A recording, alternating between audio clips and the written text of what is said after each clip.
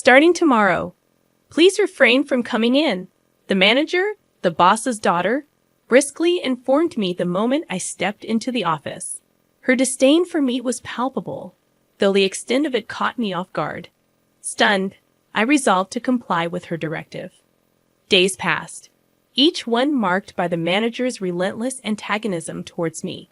Assigned to the planning department, a position I had eagerly sought since joining the company, I devoted myself diligently to my tasks, yet my efforts were constantly undermined by the manager, who, being the president's daughter, wielded unchecked authority.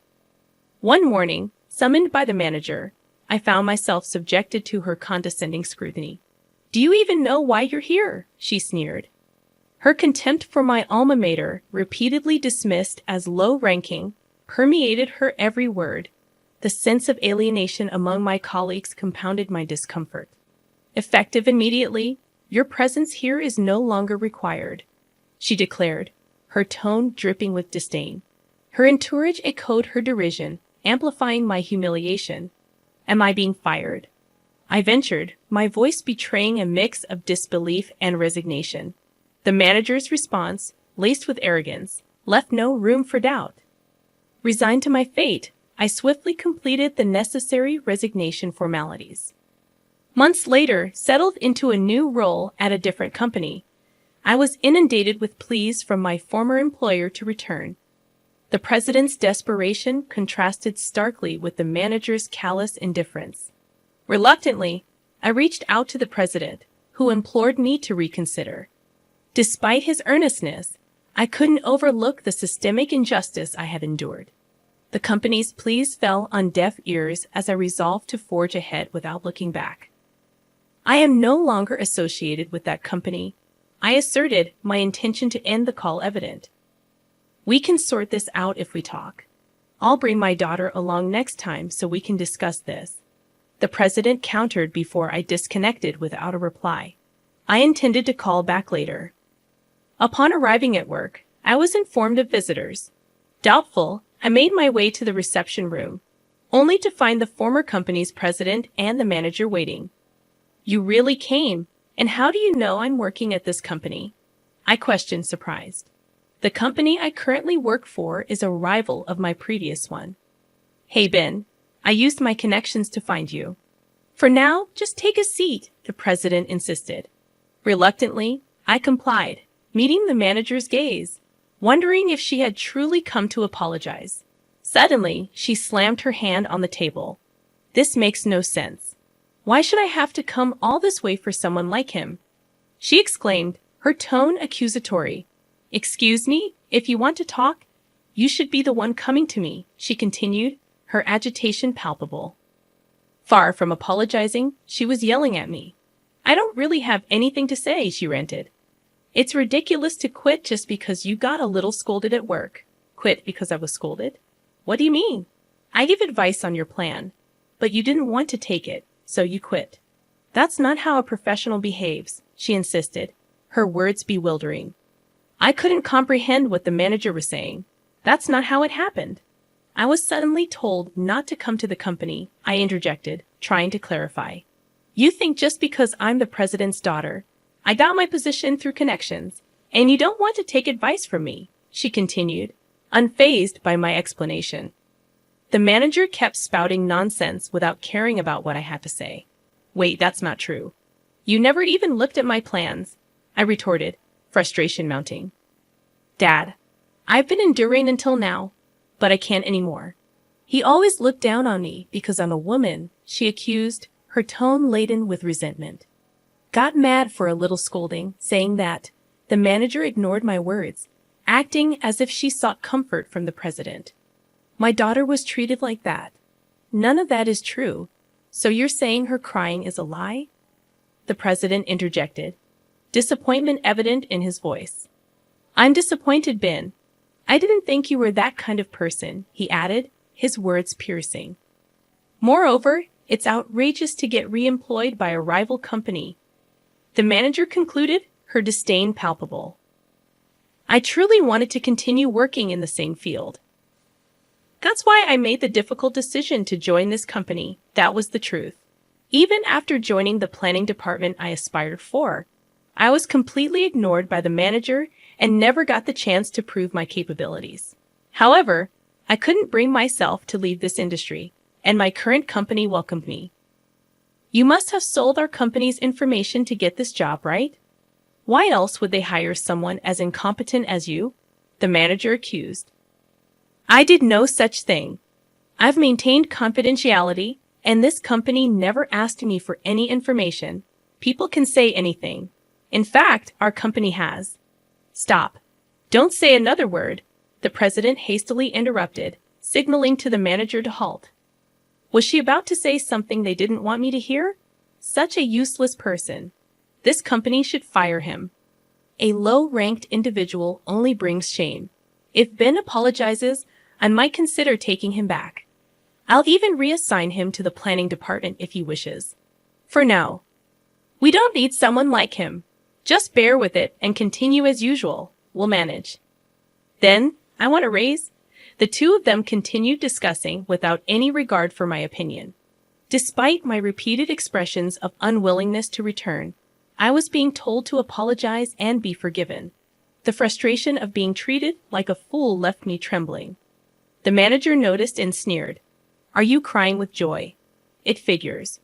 Low-ranked individuals really can't help themselves. You really are a kind soul, aren't you? She mocked. Sure, I am. Taking someone like him back is nothing short of generous. Just make sure you don't irritate me too much. Make sure you listen to your boss, okay? I have no intention of leaving this company, I asserted. You still don't get it. I'm offering to take care of you before you get fired for incompetence.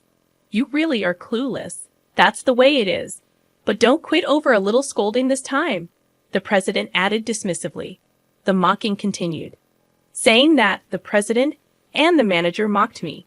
Mr. President, if I may be so bold, the manager is lying. I spoke up, desperate. After all we've been saying, you're taking this attitude. I'm not lying. That's quite the accusation. Do you have any evidence to back that up? Yes, I prepared this just in case, I said and took a voice recorder out of my bag. I had recorded not only the day the manager told me to leave, but also any other occasions when she had said something unreasonable. You've been recording me? Unbelievable. At the sight of the voice recorder, the manager visibly panicked. Dad, we don't need to listen to this. Let's just go. Then I'll play it. I played the recording, making sure the manager, who was attempting to leave, could hear it.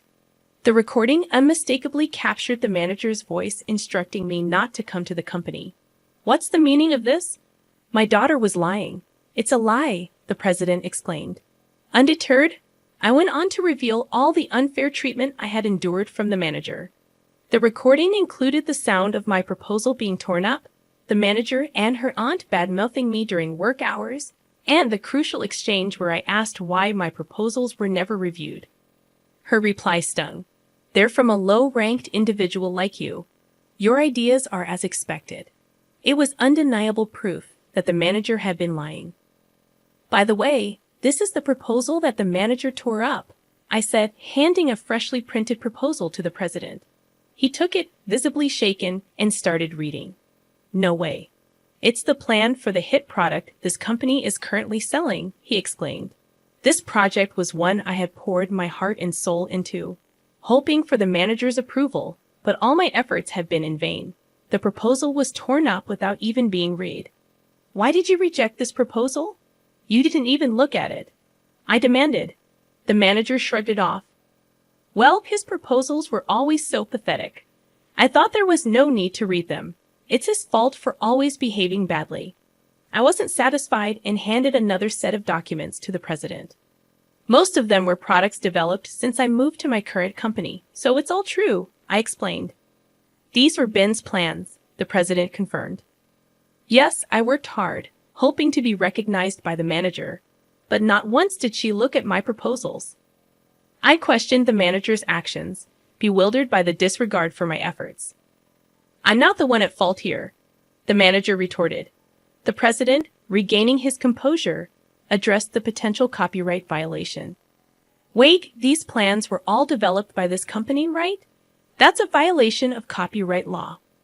What are you going to do about that? Indeed, if we sue, we'll win, right? He challenged. The president, who had been flustered until then, suddenly seemed to regain his composure and retorted. The manager looked at me as if to say she'd gotten the upper hand. Manager, don't you remember? When I left, you promised to transfer all the copyrights of my projects to me, didn't you? I confronted her. I never said that. I don't remember, she denied. Unfazed, I presented evidence. You're probably going to say you recorded it, right? What's the point of such verbal agreement? No, it's not just that. I got it in writing with your signature. I said that. I began, presenting a piece of paper to the manager. It clearly stated that the copyrights belonged to me, acknowledged and signed by her. What? I don't remember signing this. The manager seemed flustered upon seeing the document. When I submitted my resignation paperwork, I included this document and got your signature on all the papers. That's sneaky. Making me sign something hidden, I accused. If it wasn't hidden, didn't you even read the documents you were signing? I pressed. The manager's face turned pale. Oh no, this document states I hold all the copyrights. I see, I understand. It seems my daughter was really in the wrong, the president interjected, casting a disapproving glance at the manager. Dad, don't say such terrible things. Shut up. Do you have any idea how much profit you've cost us? The manager retorted. Ignoring her outburst, the president turned to me. Ben, won't you please consider coming back to our company? I promise to offer you a higher position than before, one better than your current company can provide. What about me then? You were not ready for the manager position. Start from the beginning again. The president's words made the manager crumble. But such things no longer mattered to me. The president was desperately trying to win me over. So, what do you say? Have you changed your mind about returning? There's no one left to give you a hard time anymore, you know, the president urged, his eyes gleaming. Wanting to leave the situation, I asked him a question. There's something I want to ask. Sure, ask me anything, the president replied eagerly. It hasn't been long since I left your company, so why are you so desperate to bring me back now? I questioned. The president's voice suddenly faded, and he began to make excuses. We've been very busy recently. I thought about addressing it sooner, but I couldn't find the time. Sorry, he stumbled over his words. I didn't miss the president's eyes darting around as he made excuses. Is that so? Because it seemed like you were mostly playing golf when I was working there, I remarked pointedly. That was necessary for business networking. If you want, I can take you with me from now on, the president offered. No, that's all right. Feel free to reach out anytime, I declined. You're going to be our star player from now on, the president continued, talking as if my return to the company was a foregone conclusion, though he was making concessions. The pressure of not going against the president weighed heavily on me. There must be a reason you want me back in the company so badly. Reason. It's nothing grand. I just want to make things right for you, especially since my daughter caused you trouble. The president smoothly dodged the issue, but I could see through his facade. The president's real motive was clear, rendering this all a futile effort. Our company's performance had been growing, while his company had started to stagnate right after I joined. The products I planned hit the market successfully, skyrocketing sales, and rapidly increasing the company's reputation. I even got interviewed on TV as the planner. Compared to this thriving company, the president's company's performance had been lackluster. Being a traditional company, it failed to incorporate anything new and lacked buzz. Once seen as rivals, the difference between the two companies was now like night and day. Did you see me on TV? Is that why you hastily contacted me? Well, what was it again? Didn't you realize I had left, or that your company's performance wasn't growing until you saw me on TV? I had a lot I wanted to say. Why did he ignore the harassment I was receiving? Why didn't he inquire when I had to leave abruptly for an unreasonable reason? But conveying that to the president now meant nothing. There's no need for me to be involved anymore, I stated firmly. Did you think I was unaware of everything? You're a spiteful person. Yes, our company is in a pinch. If you know that, come back quickly. The president's tone turned accusatory. I have no intention of leaving this company, I affirmed. Are you defying me? I was the one who transferred you, a low-ranked college graduate, to the planning department. Are you repaying my kindness with betrayal? The president's words stung, but I remained resolute. I am grateful for being placed in the planning department and offered many ideas and response. However, it was the president's kin who refused to accept them. How dare you speak to me like that? As the president raised his voice, the door to the reception room swung open. Ben has been of great service to us, boss. We're in the middle of something. I can't have you entering unannounced. With all due respect, it's also a nuance for our company when you come without an appointment. Occupy the reception room and tie up our valuable employee. A person of your level shouldn't be so arrogant. Who do you think I am? I spoke firmly to the newcomer. My apologies. May I offer you my business card? My boss presented a business card to the president. The president snatched it, and his face turned pale as he read it. My father is busy, so I came in his stead. I will be serving as the CEO from next year. My boss, like the manager, was the son of the company's president and an extremely capable person set to become the new president next year. I had no idea. No problem. We're grateful for the talented individual you've provided us. The president bowed, and I felt a sense of puzzlement as to why he seemed so anxious. However, we will have to decline the collaboration project you proposed recently, my boss announced. What? You said you considered it to help our company, the president exclaimed. I did consider it. Even though it's a rival company, seeing a traditional manufacturer falter doesn't feel right. Then why? The president questioned, only to be interrupted. Seeing the character of you and your daughter, I couldn't bring myself to support you. Please reconsider, my boss explained. The president desperately apologized, and the manager seemed to finally realize the gravity of the situation. Please help me out here. I'm sorry, the manager pleaded. It's my boss's decision. There's nothing I can do, my boss replied firmly.